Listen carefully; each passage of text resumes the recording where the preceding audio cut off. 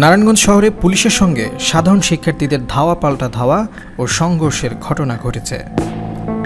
সংঘর্ষে পুলিশের টিয়ারশেল নিক্ষেপ ও রাবার বুলেটে বেশ কয়েকজন শিক্ষার্থী আহত হয়। তাৎক্ষণিকভাবে আহতদের নাম পরিচয় জানা যায়নি। এর আগে সকাল থেকে শহরে কোটা পদ্ধতি সংস্কারের দাবি, আন্দোলনকারীদের উপর ছাত্রলীগের হামলা ও পুলিশের গুলিতে শিক্ষার্থী নিহত হওয়ার প্রতিবাদে শিক্ষার্থীদের শান্তিপূর্ণ অবরোধ কর্মসূচি চলছিল।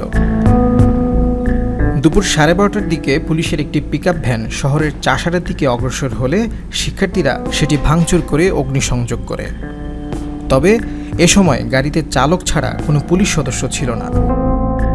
এরপর 1:45টার দিকে পুলিশ অ্যাকশনে গিয়ে টিয়ারশেল ও রাবার বুলেট নিক্ষেপ করে। শুরু হয় দুই পক্ষের মধ্যে ধাওয়া পাল্টা ধাওয়া ও সংঘর্ষ। শিক্ষার্থীরা পুলিশকে লক্ষ্য করে ইট পাটকেল নিক্ষেপ করে। পুলিশও মুহুর্মুহু টিয়ারশেল ও গুলি ছুটতে থাকে।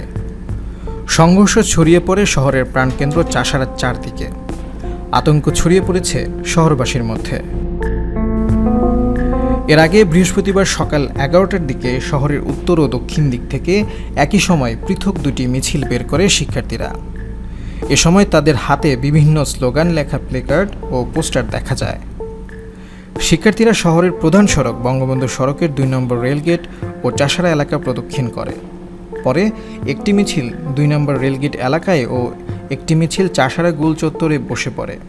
এতে শহরের 4টি সড়কে যান চলাচল বন্ধ করে দিয়ে সড়কে অবরোধ সৃষ্টি করে শিক্ষার্থীরা বিক্ষোভ করে।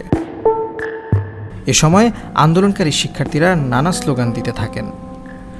জেলার বিভিন্ন স্কুল কলেজ ও ঢাকার বিভিন্ন বিশ্ববিদ্যালয়ে অধ্যয়নরত নারায়ণগঞ্জের শিক্ষার্থীরা আন্দোলনের অংশ নেয়। এতে যানবাহন চলাচল বন্ধ হয়ে গেছে। কার্যত অচল হয়ে পড়ে পুরো নারায়ণগঞ্জ শহর।